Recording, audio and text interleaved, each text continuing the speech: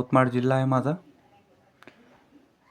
तर नमस्कार मित्रांनो, राऊत मोटर रिमाइंडिंगमध्ये पुन्हा आपला एकदा स्वागत आहे. तर मित्रांनो, योजनेचं नाव तुम्ही वाचू शकता, मुख्यमंत्री रोजगार निर्मिती कार्यक्रम. या मित्रांनो, तुम्हाला जर कोणचं कर्ज घ्यायचं असेल तर याच्यामार्फत तुम्ही घेऊ शकता. याच्यामार्फत जर कर्ज घेतलं तर याच्यावरती तुम्हाला 35%, 25%, 15% सबसिडी मिळणार आहे. ही सबसिडी कशाप्रकारे मिळणार आहे तर तुम्हाला सांगून देते. ST SC OBC जर तुम्ही असाल आणि ग्रामीण भागातले जर असाल तुम्ही तर तुम्हाला 35% सबसिडी मिळणार आहे, आणि शहरी भागातले जर असाल ST SC OBC तर तुम्हाला मिळणार आहे मित्रांनो 25% सबसिडी याच्यावरती.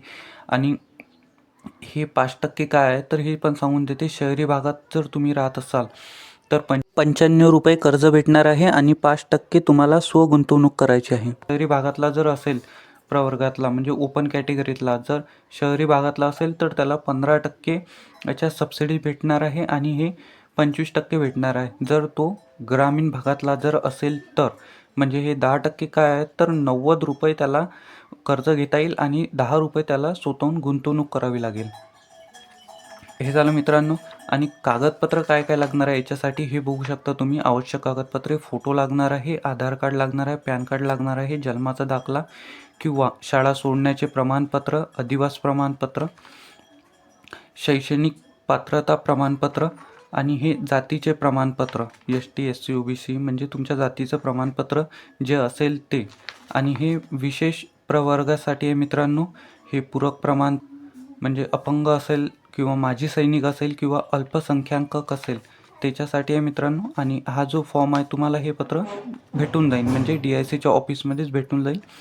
हे बघू शकता. प्रकल्प अहवाल म्हणजे प्रोजेक्ट रिपोर्ट कोण बनवून देते तर हे प्रोजेक्ट रिपोर्ट मित्रांनो तुम्हाला DICच्या ऑफिसमध्ये जाऊन सुद्धा तिथे फॉर्म भरून मिळतो मित्रांनो. लोकसंख्येचा दाखला कोण देतो तर हा ग्रामसेवक देतो मित्रांनो. ग्रामसेवकाकडून तुम्हाला लोकसंख्येचा दाखला घेऊन घ्यायचा आहे. आणि हे जो प्रोजेक्ट रिपोर्ट प्रकल्प अहवाल आहे त्याचं पण टेन्शन नाही घ्यायचं आहे. DICच्या ऑफिसला म्हणजे जिल्हा उद्योग केंद्रामध्ये जाऊन तुम्ही प्रकल्प अहवाल त्यांना सांगितला तर ते सांगते कशा प्रकारे बनवायचा, काय बनवायचा, सगळी माहिती देते. हे बघू शकता. अट आहे मित्रांनो याच्यात 8वा वर्ग पास पाहिजे फक्त. ही झाली पूर्ण याची माहिती. काही जास्त डोक्याला टेन्शन नाही घ्यायचं. काही प्रश्न असेल तर तुम्ही मला सांगू शकता. आणि हे बघू शकता. अर्ज कुठे करायचा तर DICच्या ऑफिसला जाऊन सुद्धा तुम्ही अर्ज करू शकता. हे बघू शकता. किंवा ऑनलाईन तुम्ही तुमच्या मोबाईलवरून किंवा लॅपटॉपवरून अर्ज करू शकता. याच्यामध्ये कोणकोणते उद्योग येतात तर उद्योग पण सांगून देतो मित्रांनो. हे बघू शकता. माझा जिल्हा यवतमाळ आहे. एक तुम्ही स्क्रीनशॉट काढून घ्या.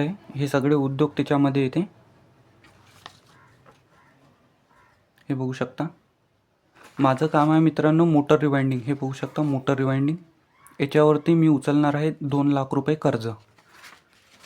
आता मला कर्ज उचलायचं आहे तर सगळ्यात अगोदर मला काय करायचं आहे, मी काय केलं ते सांगून देते.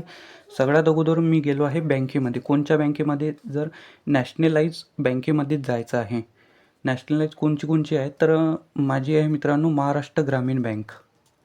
महाराष्ट्र ग्रामीण बँक माझी आहे महाराष्ट्र ग्रामीण बँक. तिथे जाऊन मी डायरेक्ट मॅनेजरला भेटलो. मॅनेजरनीच मला ही सगळी माहिती सांगितली आहे. उद्योग केंद्रामध्ये त्यांनीच पाठवलं होतं मला. उद्योग केंद्रामध्ये जाऊन भेट देऊन द्या म्हणे. जर तुमचं मित्रांनो म्हणजे रेग्युलर तिथे अकाउंट असेल त्या बँकेत, त्याच बँकेत तुम्हाला मॅनेजरशी बोलणं करून घ्यायचं आहे. सेविंग अकाउंट असो किंवा करंट अकाउंट असो, कोणचं पण अकाउंट चालते मित्रांनो याला. आणि दुसरी माहिती म्हणजे तुमची चांगली ओळख तिथे कामी येणार आहे. मॅनेजरशी जर तुमची चांगली ओळख असेल तर हे काम लवकरात लवकर होईल. आणि दुसरी गोष्ट म्हणजे तिथे तुमचं त्या बँकेत पासबुक असणं गरजेचं आहे मित्रांनो. त्या बँकेत तुमचं पासबुक असलं पाहिजे आणि देवाणघेवाण म्हणजे व्यवहार चांगला असला पाहिजे आणि तुमचं क्रेडिट पण चांगलं असलं पाहिजे.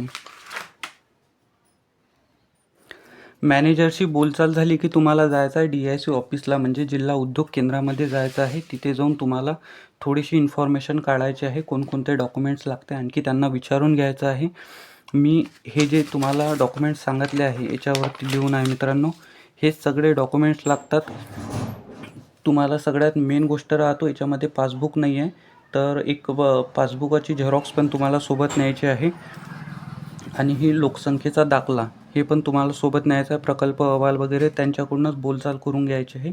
खूप चांगली माहिती देतात मित्रांनो, कोणत्या पण जिल्ह्यातले अधिकारी असो. आणि ऑनलाईन अर्ज तिथे पण भरल्या जाते. त्यांना एक वेळा विचारून घ्यायचा कुठे भरायचा, काय भरायचा. आणि हे प्रकल्प अहवाल, प्रोजेक्ट रिपोर्ट ते सगळी माहिती देते मित्रांनो. कुठे जायचं आहे तुम्हाला? जिल्हा उद्योग केंद्र. माझं यवतमाळ जिल्हा आहे म्हणून मी यवतमाळ जिल्ह्यात गेलो होतो. तुमचा कोणता पण जिल्हा असो तिथे जाऊन तुम्हाला भेट द्यायची आहे. कुठे द्यायची आहे? तर DIC ऑफिसला डायरेक्ट जाऊन तुम्हाला भेट द्यायची आहे. तिथे गेल्याच्या नंतर हे जो तुम्ही चार्ट दिसत आहे तुम्हाला, हे तिथे असाच आता चार्ट दिसून राहिला आहे. याची स्क्रीनशॉट काढून घ्या मित्रांनो आणि हाच तिथे जाऊन दाखवायचा आहे. याच्याबद्दल तुम्हाला जर इन्फॉर्मेशन पाहिजे नसेल तर तुम्ही त्यांना विचारू शकता आणखी. हा झाला मित्रांनो एक आपला भाग, म्हणजे पार्ट 1 झालेला आहे. मी या सगळ्या गोष्टी DIC ऑफिसला म्हणजे जिल्हा उद्योग केंद्र यवतमाळला देऊन आलेलो आहो. आता मला त्यांच्यातर्फे एक फोन येणार आहे. त्याच्यानंतर मी तुमच्यासाठी दुसरा पार्ट बनवणार आहे. जर ही माहिती तुम्हाला आवडली असेल तर नक्की लाईक करा, शेअर करा, सबस्क्राईब करा. धन्यवाद.